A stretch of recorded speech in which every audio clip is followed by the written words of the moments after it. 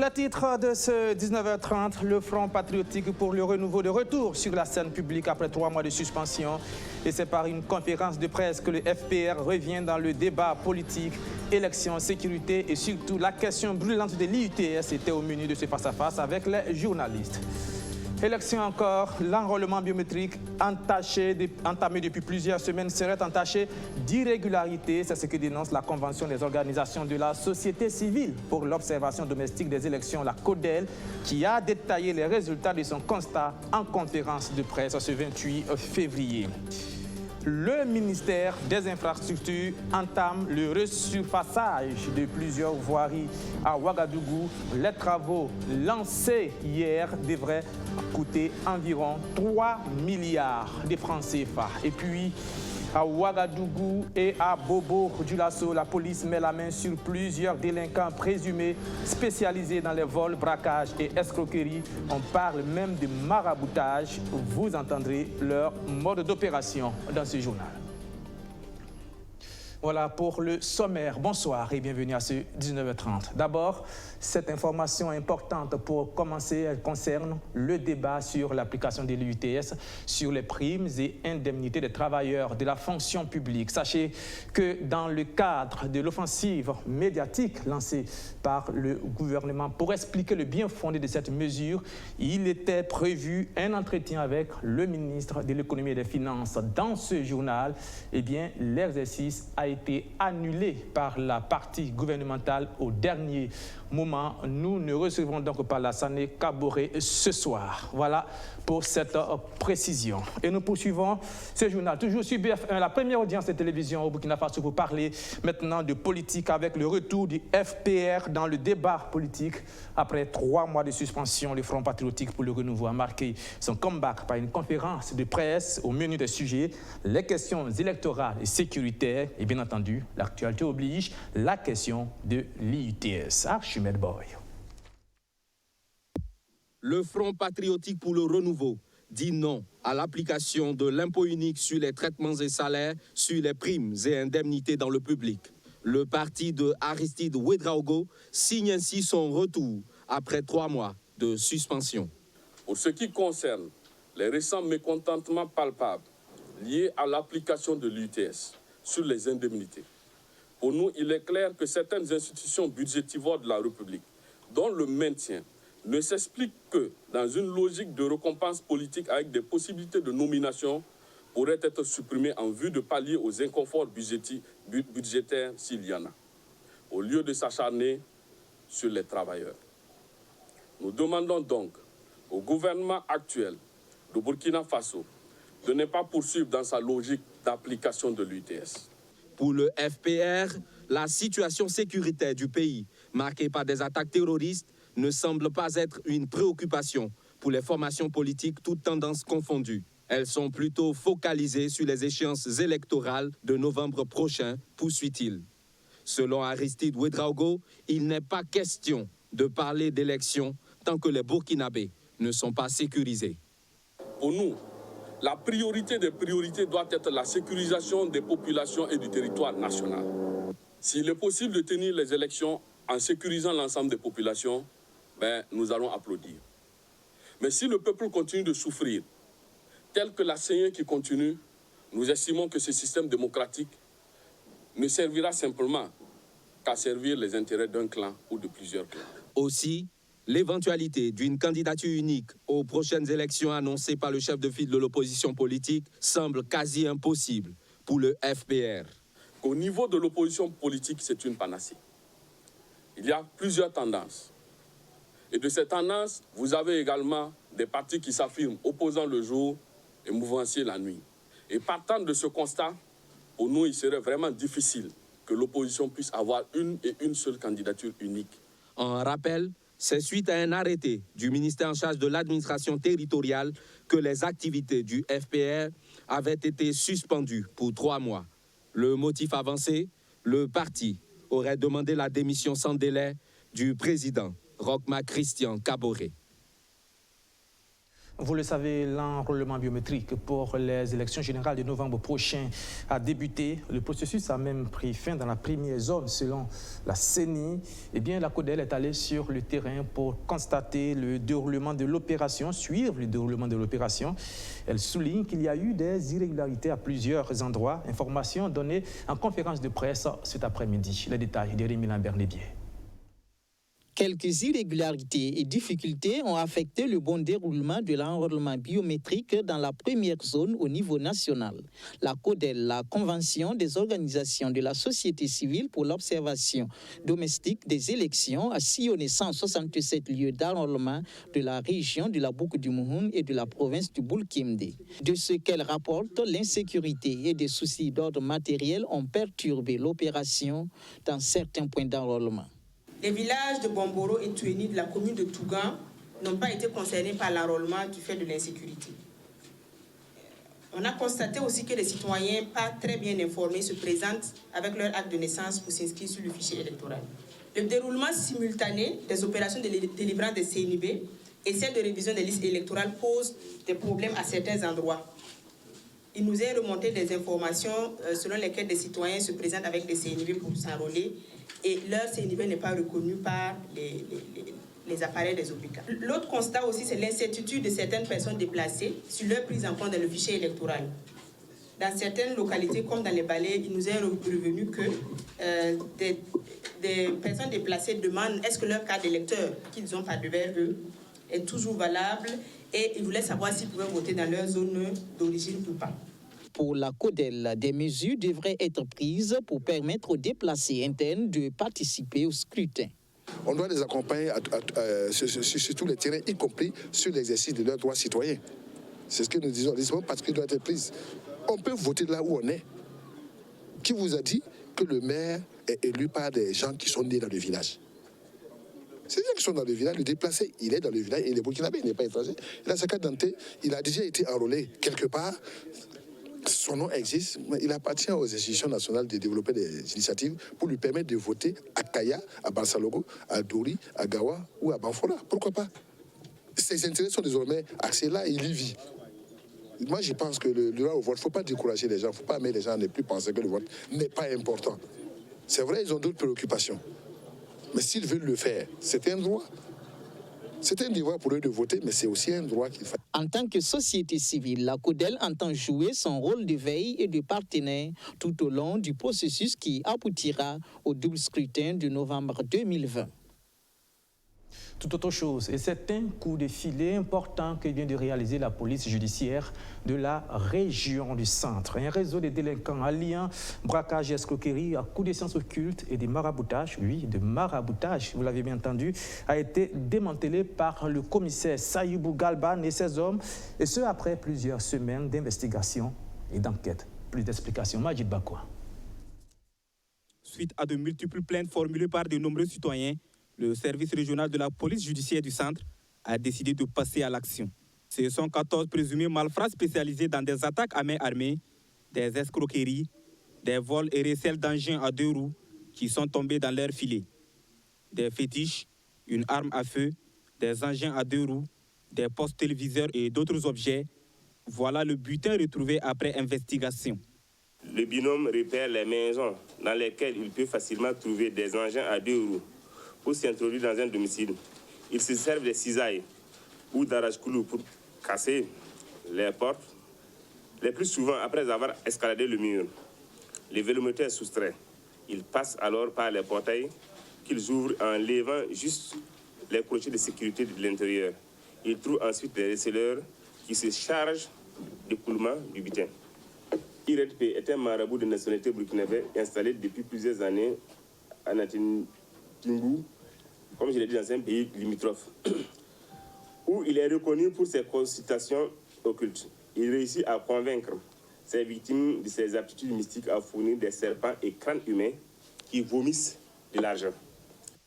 Au cours de ce point de presse, les engins de quelques victimes leur ont été restitués.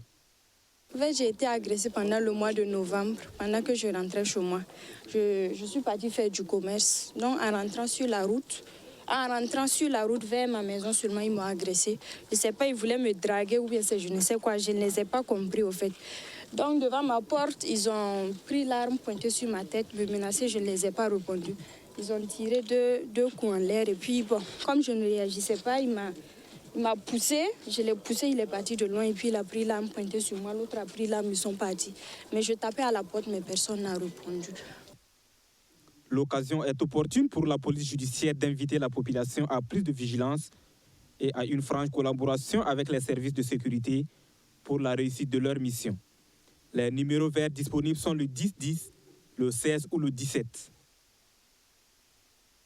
Arrestation des délinquants encore par la police judiciaire toujours, mais cette fois-ci nous nous rendons à Bobo-Dioulasso où la police judiciaire de la région des Hauts-Bassins a mis en déroute 3 réseaux de présumés délinquants. Ils étaient spécialisés dans les vols à main armée et les vols avec effraction dans la ville de Bobo-Dioulasso et dans les villages environnants. Ils ont été mis sous les teignoirs par la police judiciaire. Je vous les disais, écoutez les explications de Ibrahim Compaoré. Fin de parcours pour 3 réseaux de présumés délinquants à Bobo-Dioulasso. Le premier réseau, composé de 5 personnes, était spécialisé dans le braquage des stations d'essence et de boutiques Orange Money au secteur 22. Le second réseau opérait seul dans la zone non lotie du secteur 24 et sur certains axes de la ville de Bobo-Dioulasso. Le troisième réseau qui opérait aussi seul avait pour cible la salle de jeu Ludi Lydia au quartier Coco.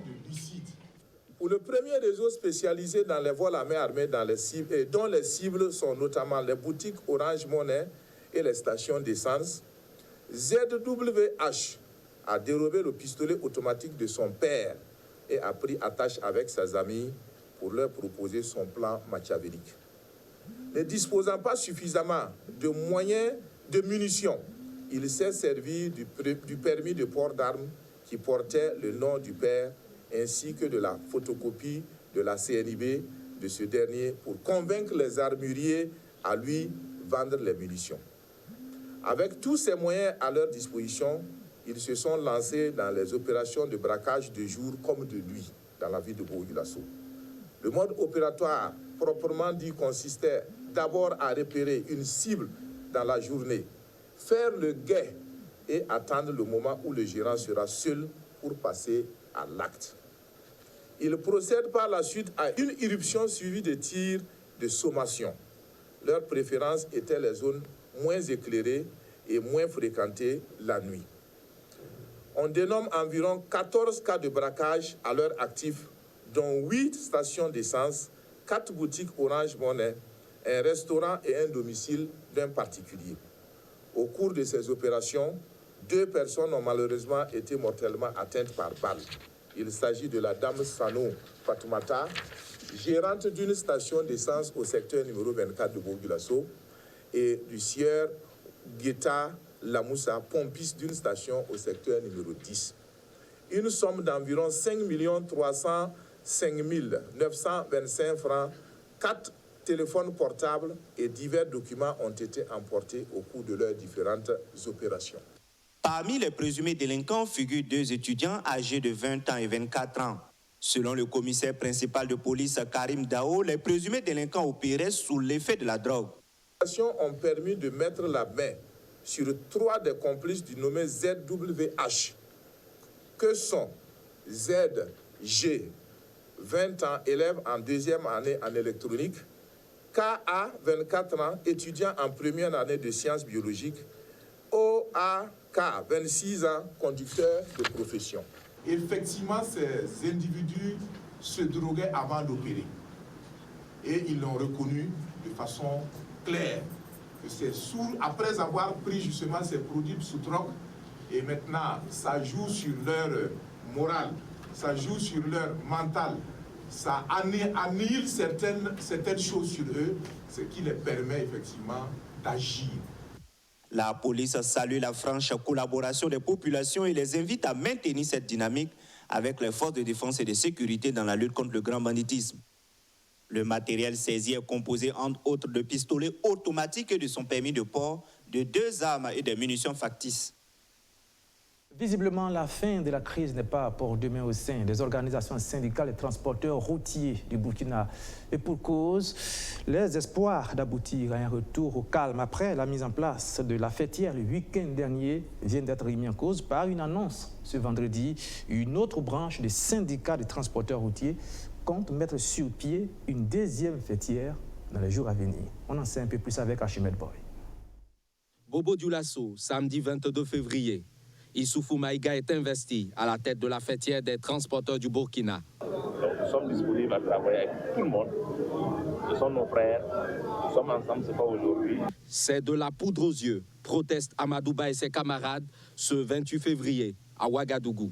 C'est vraiment du saupoudrage parce qu'en réalité, c'est la personne de Maïga qui est. C'est lui, sa personne également, en fait, qu'on voulait mettre devant, au devant de la structure. Maintenant, il faut mettre des pseudo-acteurs, ceux-là qui ne pourront pas un jour être un contrepoids pour lui. Voilà toute la réalité. Ces dernières annonces de ce fait, la mise en place d'une autre fêtière de transporteurs. Et tout logiquement donc que nous allons dans la perspective de la tenue très prochaine de notre congrès constitutif, d'une fêtière d'acteurs rompus, la nôtre, le samedi 14 et dimanche 15 mars 2020, adresser nos doléances également en termes de modalités d'accompagnement à son Excellence, Monsieur le Premier ministre, étant entendu que l'article 1er de notre Constitution consacre l'égalité entre les Burkinabés et par conséquent un traitement à égale dignité. Désormais, la rupture est consommée. Pour le cas Amadouba, la personne de Issoufou Maïga pose problème du fait de ses pratiques qu'il juge peu orthodoxes. Il vous souviendra que c'est encore lui qui s'était sur rendez-vous rendu en fait dans un des hôtels de la place pour aller jurer sur le Coran, juste pour avoir également en fait le soutien d'une frange du chauffeur routier qui contestait également sa personne à la tête de la fêtière à naître. Ces acteurs réunis à la Bourse du Travail dénoncent ce qu'ils qualifient de complicité et de silence coupable des plus hautes autorités dans cette affaire. Pour eux, le chef du gouvernement vient de valider un processus biaisé et voué à l'échec. Vous êtes nombreux à vous plaindre de l'état de dégradation parfois très avancé des routes à Ouagadougou où les nids pour les crevasses mettent parfois à rude épreuve les pneus et les amortisseurs de vos engins. Le constat semble être le même pour le ministère des Infrastructures qui entame ce qu'il appelle le resurfaçage de 6 voiries de la capitale. Les travaux ont été lancés hier. Majid Bakoua. Certaines voies de Ouagadougou, bien qu'elles soient bitumées, sont devenus un calvaire pour les populations. Un calvaire qui devrait tomber dans les oubliettes dans les prochains mois. Le ministre des Infrastructures donne ici sur la rue Omarou Kanazoué le top départ des travaux de resurfaçage de 6 voiries urbaines de la ville de Ouagadougou. Alors vous savez, il y a 2 ans, nous avions démarré ce programme qui consistait à remettre en état les routes qui sont fortement dégradées. En début d'année, nous avons poursuivi avec la 2e tranche et cette fois-ci, c'est 12,3 km regroupant 6 rues et avenues importantes comme l'avenue Oumarou Kanazoué, comme l'avenue Saponé, comme l'avenue Félix Kiemtarboum, comme l'avenue du président Maurice Yameogo et Wang Yandé et d'autres avenues qui vont bénéficier dans le cadre donc de ce programme d'une réhabilitation complète et d'un assainissement. Un peu plus de 3 milliards de francs CFA sont injectés pour la réhabilitation de ces voiries urbaines dont la longueur totale est de 12,3 km. La route d'abord c'est pour se sécuriser soi-même. Ensuite, la route, ce n'est pas l'endroit où on doit verser aussi les eaux sales. Parce qu'il a dit que c'est du béton bitumineux, c'est du bébé. Mais le bébé se dégrade avec les eaux acides. Et les eaux acides, c'est ce qui vient des concessions. Ce que nous remarquons, c'est que généralement, les gens prennent la route aussi pour donc, non seulement s'installer. La route, ce n'est pas un marché. La route, ce n'est pas aussi un endroit. Il faut déverser donc les ordures. Mais c'est tout cela que nous devons apprendre à être des citoyens et aussi à respecter donc, la citoyenneté à travers donc, des routes propres, des routes qui sont balayées et qui sont propres et qui sont entretenues aussi par la ville de Ouagadougou. Et quand je parle de cela, je vois le maire qui est là, qui a envoyé son représentant le 1er adjoint. C'est un appel que je lance à l'ensemble donc, des autorités municipales pour l'entretien des voies que nous réhabilitons. L'objectif de ce projet est d'améliorer la fluidité du trafic et la sécurité des usagers sur ces rues. Ce projet concerne également l'avenue de la Concorde nationale de Toubouego, qui sera prolongée avec un bitume d'un peu plus de 2 km sur un délai de 12 mois. Le centre universitaire de Zignaré a procédé au lancement officiel de ses activités pédagogiques. C'était hier en présence du ministre de l'Enseignement supérieur, Al-Kassoum Maïga, qui a posé à cette occasion la première pierre du CUZ, dont les étudiants squattent pour l'instant les bâtiments d'un lycée. Luc Pabelgem. Depuis le 25 novembre 2019, le centre universitaire de Zignaré a débuté ses cours avec 190 étudiants répartis dans 3 filières que sont l'aménagement et le développement durable du territoire, la production végétale et l'agronomie, la production et la santé animale. Le centre squatte des locaux d'un lycée du conseil régional du plateau central. Mais le lancement des activités pédagogiques du jour a servi de pose de première pierre du centre universitaire de Zignaré qui sera érigé sur 20 hectares en attendant les 100 hectares demandés par le ministère de l'Enseignement supérieur, de la Recherche scientifique et de l'Innovation. Nous sommes rentrés dans une dynamique de diversification des offres de formation. La première dynamique, c'est celle qui a consisté à faire en sorte au niveau des premières universités qui existent, d'avoir une diversité de filières. Ensuite, le second niveau, à travers l'université virtuelle qui nous permet de faire l'enseignement à distance. Et le troisième niveau, c'est de travailler à faire en sorte que chaque région ait un centre universitaire. Alors, cette année, nous avons opérationnalisé les 2 derniers centres. La semaine passée, on était à Manga, pour le centre universitaire de Manga. C'était le 18. Aujourd'hui, nous sommes le 27 pour le centre universitaire de Zignaré. Les objectifs assignés aux chargés de mission du centre universitaire de Zignaré dès sa création étaient de rendre opérationnel le centre dès la rentrée académique 2019-2020. Objectif atteint puisqu'avec les démarches auprès des propriétaires terriens de la commune de Zignaré et du conseil régional du plateau central, le centre est aujourd'hui une réalité. L'engagement que nous avons pris ici, c'est une expérience que nous menons. Nous prenons les cours classiques dans les universités, mais tels que la production végétale, la production animale, la géographie, le droit, et nous ajoutons des modules professionnalisants, tels que le marketing, tels que les plans d'affaires, de telle sorte que nous formons des techniciens. Au bout de 3 ans, ils doivent être en mesure de s'auto-employer. Situé au secteur 4 de Zignaré, le centre universitaire est difficilement accessible, n'a pas de bibliothèque bien fournie, pas de connexion ni d'infirmerie, des doléances formulées par le délégué des étudiants. Je dirais que les cours se passent très bien depuis qu'on a commencé en mois de décembre. Les cours se déroulent très bien, on n'a pas de retard. Et les professeurs qui doivent les matières et les modules qu'on doit faire pendant ce temps depuis décembre, on voit que non, il n'y a pas de retard. Tout le monde et tous les professeurs sont là. Le centre universitaire de Zignaré a 5 enseignants permanents et va passer bientôt à 9. Dernier né des centres universitaires, il marque également l'achèvement de la mise en place des centres universitaires au nombre de 7 dans le pays. Les universités, quant à elles, sont au nombre de 8, dont 7 physiques et 1 virtuelle.